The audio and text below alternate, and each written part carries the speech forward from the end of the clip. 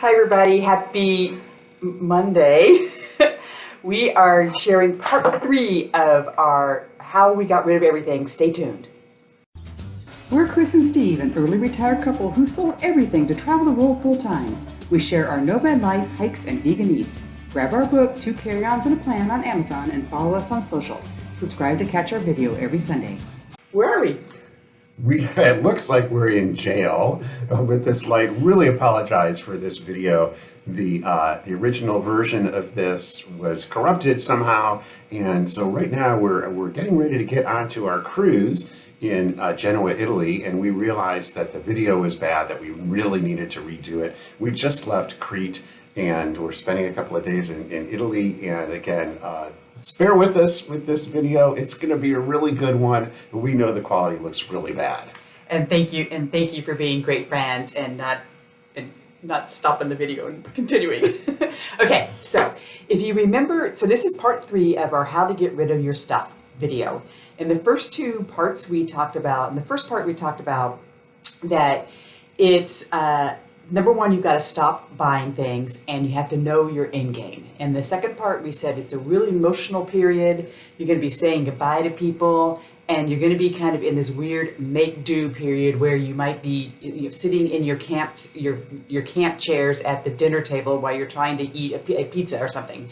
So now we're going to get into part 3. Now part 3 is hopefully by now you started all your logistics and you're getting ready to go and you're thinking about life after you actually get rid of all your stuff. I mean, we were talking about how we're going to chase 72 degrees, and some people, like, maybe they want to go look for baseball stadiums, or maybe they want to ski around the world, or it was just some really fun things. Now in this period of time, you're thinking about those fun things, but it's also very emotional. You were pretty emotional this time period too, weren't you? Yeah, it's tough, seeing all of the things in your house, all of your worldly belongings are going away, and they're either being sold or they're being given away. And at this point, we're really counting down towards those last few days or a couple weeks, and there's not much left maybe in your house. And that was our decision, was to get rid of everything before we sold our house. So if you remember before, we started, the video started at 6 months out, then we were 3 months out. Now we're in that last 0 to 3 months out, and it is go time. So in this period of time, we were really getting rid of the last of things. So if, for example, you don't know what to do with your yearbooks, don't know what to do with the hazmat material, don't know what to do with your china or glassware, in our book, we actually list details about how to get rid of each individual category, each individual item. There's also timelines and checklists. So this is the last time I'm going to promote the book, but make sure you go grab 2 carry-ons and a plan. And by the way, we just released it in paperback. So it was just an ebook. It's now in paperback. Go get your copy. And in there, not only do we tell our narrative about what we did, but we have the to-do list and the checklist and the timelines for doing all those things. So go grab your copy.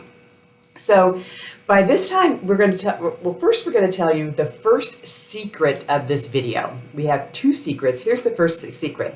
So now at this point in your life, hopefully you're understanding you're moving from a life of things to a life of experiences.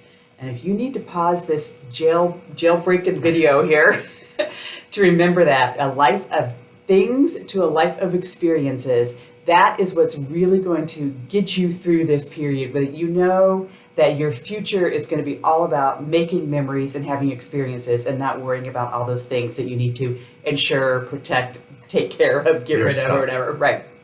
Okay. So we decided that we were going to sell our house for sale by owner. Now, we have done this many times. We are not recommending you do FSBO. We are not making advice about doing FSBO, but this was our particular experience. So what we started doing first, as we were getting ready to sell the house, is we wanted to make sure there was buzz in our neighborhood. What kind of neighborhood did we live in? We lived in a fairly new neighborhood in a really great area of Denver. We knew at that time, the demand was super hot. We knew that our house would sell fast, which is from everybody that we've heard about selling their houses, is that the day that they listed it, the first people that came to look at it, had an offer, and they had 6 offers in the first 24 hours, and they had to decide which one to take. That's what we expected when we eventually announced that our house was for sale. So in order to kind of create some buzz in the neighborhood, we would put messages out on Facebook to create that buzz, to get the neighbors talking and the real estate agents kind of aware that the house was going to go for sale. So we would put messages out on Facebook like, we think we need to paint the house before we move. Does anybody know a good painter? Or I think we might need to hire an appraiser when we get ready to sell the house. Does anybody know an appraiser? So even though we weren't really looking for painters and appraisers, we did end up needing them, but that was ways that we were creating buzz about the house. And it did start to work. So we started getting messages from real estate agents and other people. Are you selling your house? Can we see your house? And we were saying, no. And we would take their names down and with the potential buyers list for in the future. So in the meantime, we decided to go ahead and do an estate sale to get rid of all the things in our house. And what did you think about getting an estate sale? Yeah, an estate sale is what you do when you die, right? I mean, that's just what I thought about. And I thought, well, this is crazy. What's an estate sale?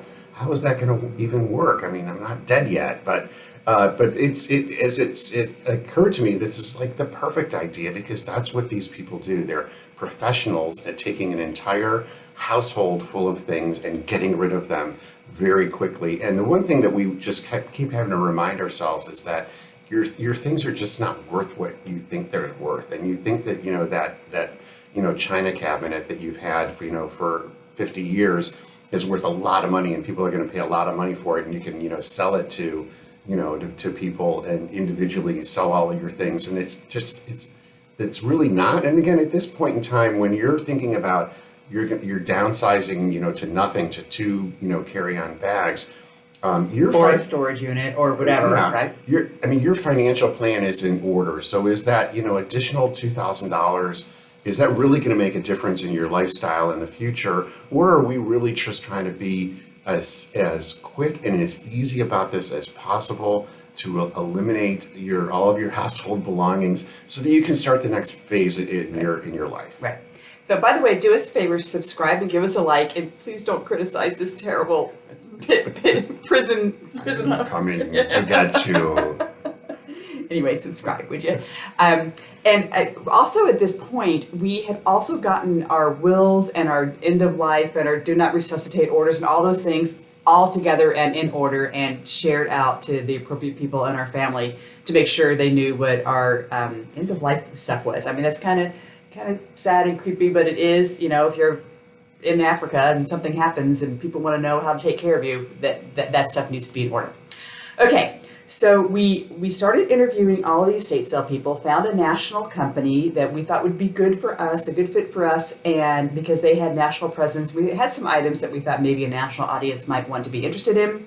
And then they came to the house and they said, don't get rid of the half a bottle of Windex in the bottom of your closet or in the bottom of your cabinet. They said, don't worry about anything. We'll take care of everything. And you have no idea what people want to buy in your house. So don't try to determine. They even wanted food and things. It was right. just, yeah. And so the idea was anything in the house that's for sale. So again,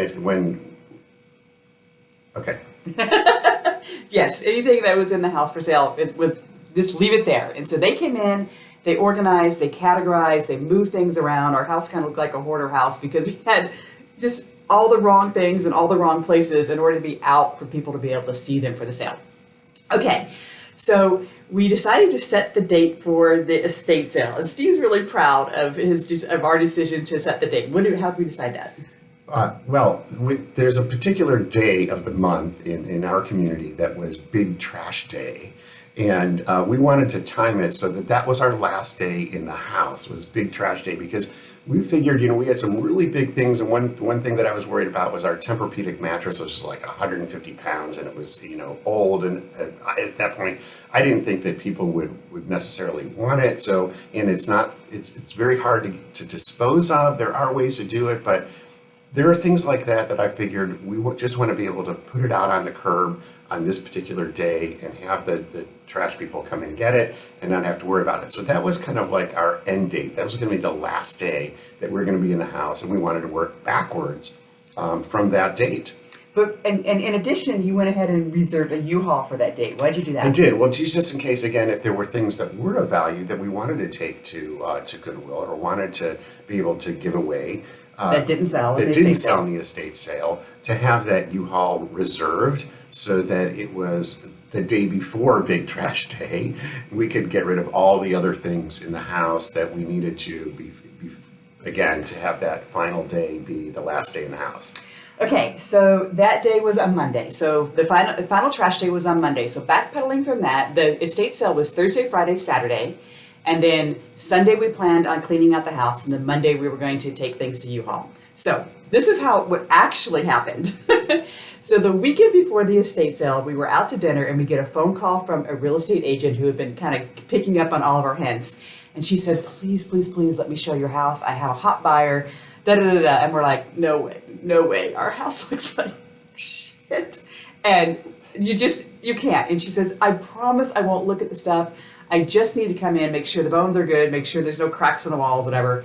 And so we thought, well, we're out to dinner. What do we have to lose? So we let her come in. 10 minutes later, she calls us and she says, we love the house. And she had videoed it to buyers who weren't even in Denver.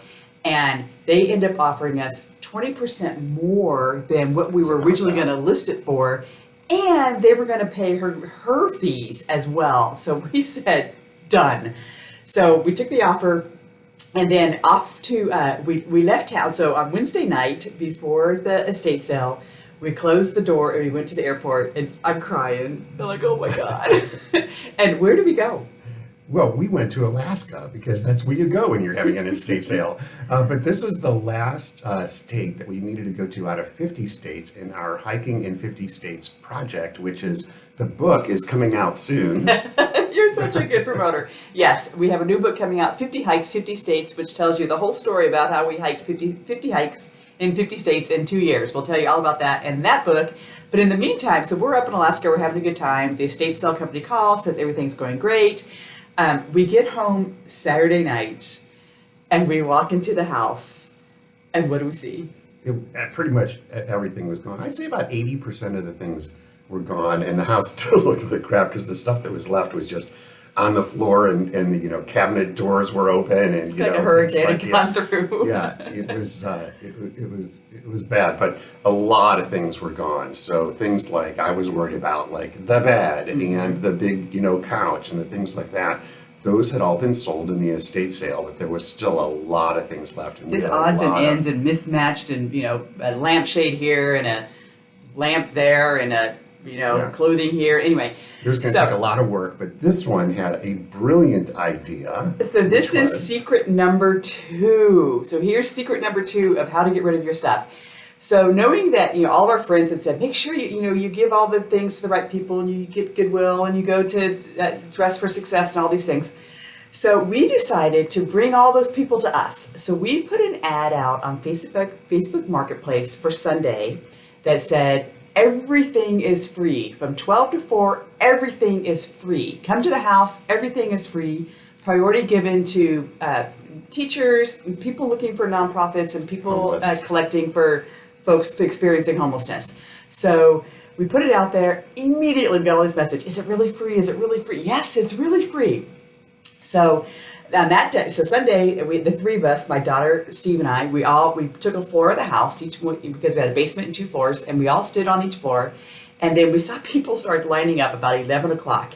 And it was raining, and anyway, so we finally got ready to open up the door. So we opened up the door, we let the first 5 people in, and they met our criteria. They were teachers and whatever.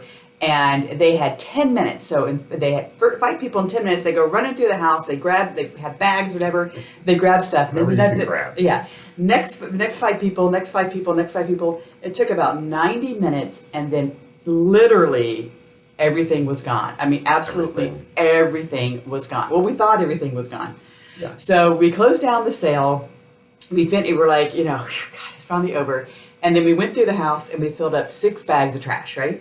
Yeah, there was just broken hangers and just the glass and things that just trash. sweeping up the floors and just It was trash. There was no value. What we at thought was all. trash. What we thought was trash. Anything that had any value to anybody, including like the half a bottle of cleaning fluid under the sink and empty The paper clips in the back of the drawers. I mean, it was just. I mean, you think about in your bathroom, you have old tubes of toothpaste and things like that. I mean, there was things that gone. went in the trash bag or it was gone, Yeah. and there was no furniture. Everything was down to 6 bags of garbage. So we put them out on the street. So the next morning, we slept on air mattresses or whatever, or we had a Murphy bed that we slept on. The next morning, so this is now Monday, big trash day. Big trash You know, day. we can't sleep. We've got all these things going on. So Steve gets up, goes out to goes out in the alley to check out the trash. What do you find? There's one bag of garbage left, so actually somebody come through the night and taken 5 of our garbage bags. And there was one for a big trash day, which is my big idea. There was one bag of garbage. So from 2,800 square feet to one bag of trash and 2 carry-on bags is what we had left. So what did you do with the U-Haul? Oh, I canceled the U-Haul with no need that we needed a U-Haul that day, for sure. Yeah. So that was kind of the summary of how we got rid of all of our stuff. Now, the question we know all of you are asking is, how much did the estate sale company take? So the agreement we had with them is it was a 60-40 split. We kept 60, they kept 40. So after they paid all of the sales tax, they paid all of the credit card fees on all the transactions, we ended up with right around $1,500 or $1,600. That was it. So collectively, I mean, if we would have sold it all, we probably would have gotten $5,000 or so maybe for all of our Again, stuff. this was not about how much money can we make. That wasn't going to make a difference. It was about how do we do it fast and efficiently and without the emotion involved in it, because we weren't even in town when all of our things were being sold. Right. And it was much easier for me emotionally to make that happen. So with our $1,500, I think we bought our tickets to go to Europe, and off we went on our wild blue yonder. So that is how we got rid of our stuff. Please, if you have any questions, post them below. We'd love to answer. Tell us your story about how you got rid of your stuff. Thanks for joining us in our prison cell. And we will see you next week when we tell you our top 5 places we want to live. No, we're telling you about living a month in Hania, Greece. All right, we're on a cruise. Thanks very much. We'll talk to you guys soon.